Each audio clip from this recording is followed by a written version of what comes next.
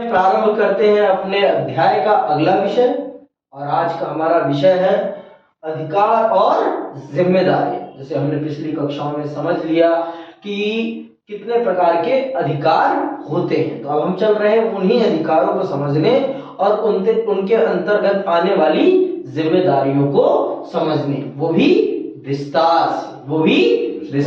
तो चलिए प्रारंभ करते हैं और पढ़ते हैं कि अधिकार और हमारी जिम्मेदारियां क्या क्या हैं। अधिकार और हमारी जिम्मेदारियां क्या क्या हैं। अधिकार न केवल राज्य पर जिम्मेदारी डालते हैं कि वह खास तरीके से काम करे, बल्कि हम सब पर भी जिम्मेदारी आयात करते हैं। समझ लो, ये सिर्फ राज्य पर या सरकार पर ही जिम्मेदारियां डालने का काम नहीं करते, ये हम पर भी कुछ जिम्मेदारियां डालने का काम करते हैं। हमें भी एक उचित रास्ते पर चलने के लिए बाध्य करते हैं। अधिकार जो है ये सिर्फ सरकार को जिम्मेदारियां प्रदान करने वाले नहीं हैं, ये हमको भी कुछ जिम्मेदारियां प्रदान करते हैं, जिससे कि हम अपने समाज में कुछ नियमबद्ध तरीके से रहें, कुछ नियमों का अनुसरण करते हुए रहें और अपने देश को आगे बढ़ाएं। बहुत ही सोच समझ के साथ। आगे सुनो। उदाहरण के लिए टिकाऊ विकास का मामला लें। हमारे अधिकार हमें याद दिलाते हैं कि इसके लिए न केवल राज्य को कुछ कदम उठाने हैं, बल्कि हमें भी इस दिशा में प्रयास करने हैं। अधिकार हमें बाध्य करते हैं कि हम अपनी निजी जरूरतों और हितों की ही ना सोचें, कुछ ऐसी चीजों की भी रक्षा करें जो हम सब के लिए हितकर हैं। समझ में बात?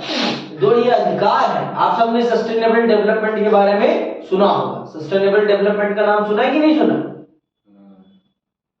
तो ये जो सस्टेनेबल डेवलपमेंट है, अगर हमें अपनी पृथ्वी को लंबे समय तक जीवित रखना है, तो हमें बहुत ही सूझबूझ के साथ काम करना पड़ेगा। तो इसके लिए जितना जिम्मेदार सरकार है, उससे भी ज्यादा जिम्मेदार देश की जनता है, हर देश की जनता है, क्योंकि जनता ही चीजों का उपभोग करती है। और जनता जो चीज मांगती है, सरकार उन्हीं चीजों की पूर्ति करती है। तो जितनी ज्यादा जिम्मेदारी सरकार की है सस्टेनेबल डेवलपमेंट को बढ़ावा देने की, टिकाऊ विकास को बढ़ावा देने की, उतनी ही हमारी भी जिम्मेदारी बनती है कि हम उचित नीतियों का अनुसरण करवाएं सरकार से और उचित नीतियों का पालन करें, जिससे कि देश तेजी से विकास की राह पर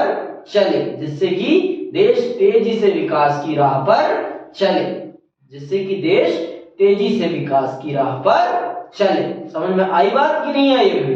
तो हर चीज में जितनी जिम्मेदारी सरकार की है, उतनी ही जिम्मेदारी उस देश के नागरिकों की भी है। अधिकार हमें बाध्य करते हैं कि हम अपनी निजी जरूरतों और हितों की ही न सोचें, कुछ ऐसी चीजों की भी रक्षा करें जो हम सब के लिए हितकर हैं। ओजोन परत की हिफाजत करना, वायु और जल प्रदूषण कम से कम करना, नए वृक्ष लगाकर और जंगलों की कटाई रोककर हरियाली बरकरार रखना, पारिस्थितिकीय संतुलन कायम रखना आदि ऐसी चीजें हैं जो हम सब के लिए अनिवार्य हैं। ये आम भलाई की बातें हैं जिनका पालन हमें अपनी और भावी पीढ़ियों की हिफाजत के लिए भी अवश्य करना चाहिए। आप सब जानते हैं कि अगर इन चीजों की रक्षा आज नहीं हुई तो हमारा भविष्य खतरे में पड़ जाएगा। अधिकार सिर्फ आपको आपके बारे में सोचने का अधिकार नहीं प्रदान करते, या आपके बारे में ही आपको सोचने का जिम्मा प्रदान नहीं करते, ये आपको कुछ ऐसे भी चीजों पर सोचने के लिए मजबूर करते हैं जो संपूर्ण समाज के लिए जरूरी है, जो संपूर्ण समाज के लिए जरूरी है। जैसे ओजोन पर, ओजोन लेयर, भाई ओजोन लेयर बर्बाद होगी, ओजोन लेयर बर्बाद होगी तो उससे सबको नुकसान है, किसी एक को नहीं। उससे होने वाली बीमारियां सबको होंगी, किसी एक को नहीं। वायु प्रदूषण, अगर हमारी हवा बर्बाद होगी, एयर पोल्यूशन होगा तो उससे किसी एक को बीमारियां नहीं होगी, सबको बीमारियां होंगी। तो इसीलिए ये हम सबकी साझा जिम्मेदारी है, ये हम सबकी साझा जिम्मेदारी है कि हम सब एकजुट हों और अपने देश के विकास में और अपने विकास में अपने अधिकारों का प्रयोग करें और अपनी जिम्मेदारियों को सही ढंग से निभाएं, जिससे कि देश भी आगे बढ़े और हम भी आगे बढ़ें, जिससे कि देश भी आगे बढ़े और हम भी आगे बढ़ें, जिससे कि देश भी आगे बढ़े और हम भी आगे बढ़ें। समझ में आई बात कि नहीं आई? आगे सुनो। दूसरे, अधिकार या अपेक्षा करते हैं कि मैं अन्य लोगों के अधिकारों का सम्मान करूं। समझ में आई बात? जो आपके पास अधिकार है वैसे दूसरों के पास भी अधिकार है, तो अधिकार आपसे ये अपेक्षा करता है, आपके अधिकार आपसे ही ये अपेक्षा करते हैं कि आप दूसरों के अधिकारों का भी सम्मान करेंगे। जितने आपको आपके अधिकार प्यारे हैं उतने ही दूसरे व्यक्ति को भी उसे अपने अधिकार प्यारे हैं। तो जिस प्रकार से आप अपने अधिकारों की हिफाजत करते हैं उसी प्रकार से आपसे ये भी अपेक्षा की जाती है कि आप दूसरों के भी अधिकारों की उतनी ही रिस्पेक्ट करेंगे, आप उतनी ही दूसरों के अधिकारों की भी रिस्पेक्ट करेंगे, जिससे कि देश आगे बढ़ सके, जिससे कि देश आगे बढ़ सके, जिससे कि देश आगे बढ़ सके और आप आगे निकल सके, और आप आगे निकल सके। समझ में आई बात? आगे सुनना। अगर मैं कहता हूं कि मुझे अपने विचारों को अभिव्यक्त करने का अधिकार मिलना ही चाहिए, तो मुझे दूसरों को भी यही अधिकार देना होगा।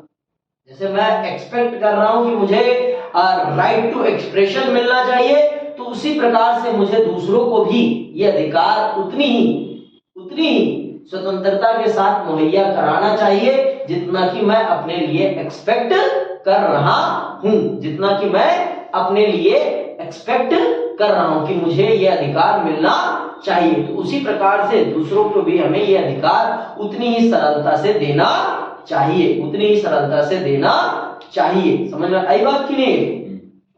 जितना मैं प्यार से अपने लिए इस अधिकार की अपेक्षा करता हूं उतना ही प्यार से मुझे इस अधिकार को दूसरों को भी देना चाहिए, जिससे कि वो भी इन अधिकारों का लाभ उठा सके, वो भी इन अधिकारों का लाभ उठा सके और आगे बढ़ सके, ठीक है। अगर मैं अपनी पसंद के कपड़े पहनने में, संगीत सुनने में दूसरों का हस्तक्षेप नहीं चाहता, तो मुझे भी दूसरों की पसंदगी में दखल अंदाजी से बचना होगा। मुझे उन्हें भी उनकी पसंद के कपड़े या संगीत चुनने की स्वतंत्रता देनी होगी। मैं स्वतंत्र भाषण देने के अधिकार का इस्तेमाल अपने पड़ोसी की हत्या के लिए भीड़ को उकसाने के लिए नहीं कर सकता। अपने अधिकारों का प्रयोग करने के लिए मैं दूसरों को उनके अधिकारों से वंचित नहीं कर सकता। दूसरे शब्दों में मेरे अधिकार सबके लिए बराबर और एक ही अधिकार के सिद्धांत से सीमाबद्ध हैं। तो जितने मुझे मेरे अधिकार प्यारे हैं उतने ही दूसरों के अधिकारों का भी मुझे सम्मान करना चाहिए। जिस प्रकार से मुझे अपनी पसंद के कपड़े, संगीत, घूमना, नाचना पसंद है, उसी प्रकार से मुझे भी किसी और की पसंद में किसी भी प्रकार का हस्तक्षेप करने का अधिकार नहीं है। तो ये हमारे अधिकार हम पर ये जिम्मेदारी डालते हैं कि हमें जिस प्रकार से अपने अधिकारों की रक्षा करनी है उसी प्रकार से हमें दूसरों के अधिकारों की भी रक्षा करनी है, जिससे कि वो भी आगे बढ़ सके और अपना विकास कर सके। समझ में आई बात? और भाईचारा देश में बना रहे। अब तीसरा सुनो, टकराव की स्थिति में हमें अपने अधिकारों को संतुलित करना होता है। मसलन अभिव्यक्ति की आजादी का मेरा अधिकार मुझे तस्वीर लेने की अनुमति देता है, लेकिन अगर मैं अपने घर में नहाते हुए किसी व्यक्ति की उसकी इजाजत के बिना तस्वीर ले लूं और उसे इंटरनेट पे डाल दूं तो यह उसके गोपनीयता के अधिकार का उल्लंघन होगा। समझ में आ गई बात? अगर मैं किसी की जितनी मुझे आजादी है अभिव्यक्ति की कि मैं किसी की भी फोटो ले सकता हूं, लेकिन मैं किसी के इच्छा के विरुद्ध उसकी फोटो नहीं ले सकता। जैसे बताया गया, किसी की हम नहाते हुए पिक्चर बिना उसकी अनुमति के खींचते हैं अथवा उसे इंटरनेट पर डाल देते हैं तो वो उसकी गोपनीयता के अधिकार का हनन है। राइट टू प्राइवेसी का आप उसके राइट टू प्राइवेसिटी को का उल्लंघन कर रहे हैं। इसके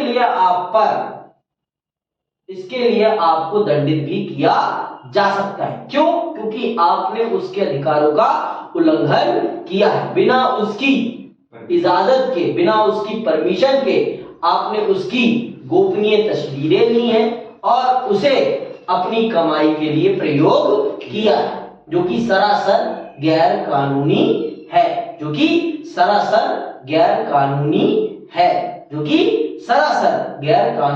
है। तो अधिकार आप समझ ही लो कि अधिकार हमें जितना अपने अधिकारों की रक्षा, अपनी प्राइवेसी की रक्षा करने की जिम्मेदारी देते हैं, उतना ही हमें दूसरों के भी अधिकारों की रक्षा करनी है और दूसरों की प्राइवेसी की सिक्योरिटी करनी है। आगे सुनो, चौथे, नागरिकों को अपने अधिकारों पर लगाए जाने वाले नियंत्रणों के बारे में चौकस रहना होगा। आजकल एक विषय जिस पर बहुत अधिक चर्चा हो रही है या बढ़ते प्रतिबंधों से संबंधित है। यह प्रतिबंध कई सरकारें राष्ट्रीय सुरक्षा के नाम पर लोगों की नागरिक स्वतंत्रताओं पर लगा रही है। नागरिकों के अधिकारों और भलाई की रक्षा के लिए जरूरी मानकर राष्ट्रीय सुरक्षा की हिफाजत का समर्थन किया जा सकता है, लेकिन किसी बिंदु पर सुरक्षा के लिए आवश्यक मानकर थोपे गए प्रतिबंध अपने आप में लोगों के अधिकारों के लिए खतरा बन जाए तो क्या आप आतंकी बमबारी की धमकी का सामना करते राष्ट्र को अपने नागरिकों की आजादी छीन लेने की इजाजत दी जा सकती है?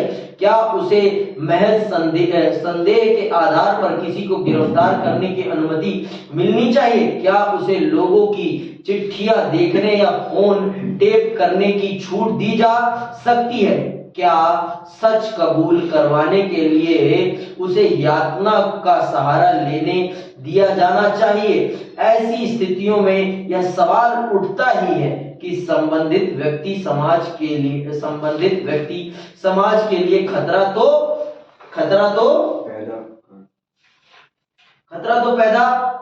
पैदा कर रहा है। गिरफ्तार लोगों को भी कानूनी सलाह की इजाजत और दंडाधिकार या न्यायालय के सामने अपना पक्ष पेश करने का अवसर मिलना चाहिए।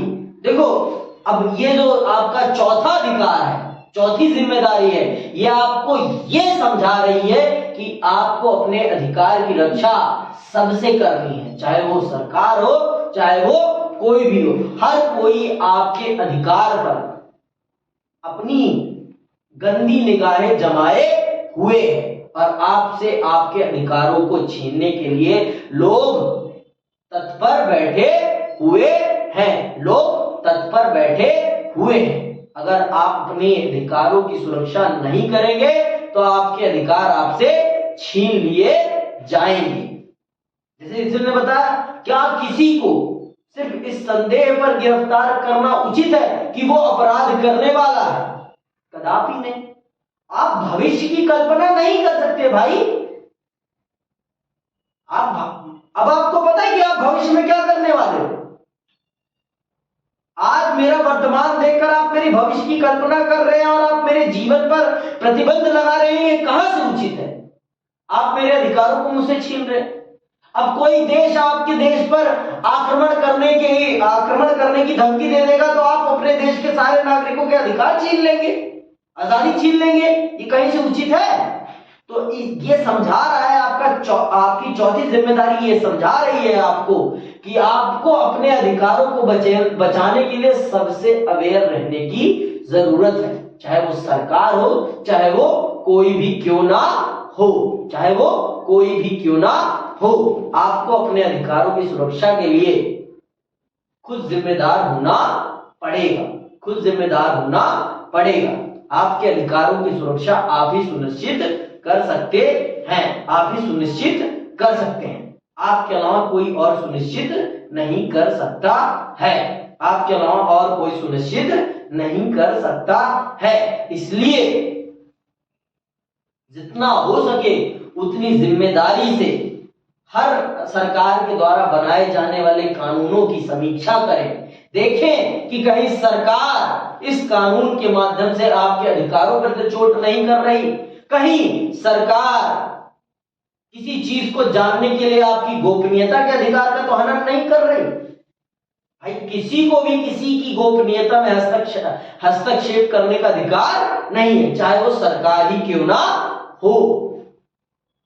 समझ रही बात? किसी को भी नहीं है ये अधिकार। आगे सुनो, लोगों की नागरिक स्वतंत्रता में कटौती करते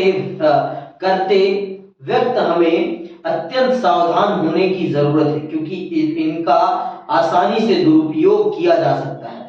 सरकारें निरंकुश हो सकती हैं और वे उन उद्देश्यों की ही जड़ खोद सकती हैं जिनके लिए सरकारें बनती हैं, यानी लोगों के कल्याण की। इसीलिए यह मानते हुए भी कि सरकार कभी संपूर्ण सर्वोच्च नहीं हो सकते, हमें अपने और दूसरों के अधिकारों की रक्षा करने में चौकस रहने की जरूरत है, क्योंकि ये लोकतांत्रिक समाज की बुनियाद का निर्माण करते हैं। समझ लो, अगर आपके पास ये अधिकार ही नहीं रहेंगे तो आप एक लोकतांत्रिक समाज की बुनियाद नहीं बना सकते हैं, और सरकारें भी इंसान ही चला रहे हैं और वो निरंकुश हो सकते हैं। उनके मनोद्देश्य बदल सकते हैं। वो सरकार का, वो आपका और आपके समाज का शोषण करने के लिए उतारू हो सकते हैं। इसीलिए सरकार की नीतियों पर बहुत ही सतर्क रूप से ध्यान देने की जरूरत है, जिससे कि आप समझ सके, बूझ सके कि सरकारें क्या कर रही हैं, और वो किस प्रकार की नीतियां बना रहे हैं। कहीं उनकी नीतियां आपके अधिकारों पर तो चोट नहीं कर रही, क्योंकि अगर आपसे आपके अधिकार छीन लिए जाएंगे ना तो ये जो लोकतंत्र का चरित्र है देश का, वो बदल जाएगा और वो तानाशाही में तब्दील हो जाएगा। ये अधिकार ही है जो आपको वोट डालने का दायित्व सौंपते हैं, जिम्मेदारी सौंपते हैं। समझ लो ये बात?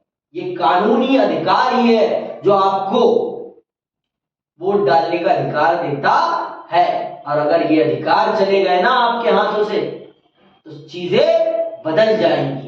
जिस सरकार का काम जनता का कल्याण करना है, वो सरकार फिर अपने हित के लिए काम करने लगेगी, अपने मंसूबों को पूरा करने लगेगी। इसीलिए बहुत सतर्क रहने की जरूरत है। आज के लिए बस इतना ही। जय हिंद, जय भारत।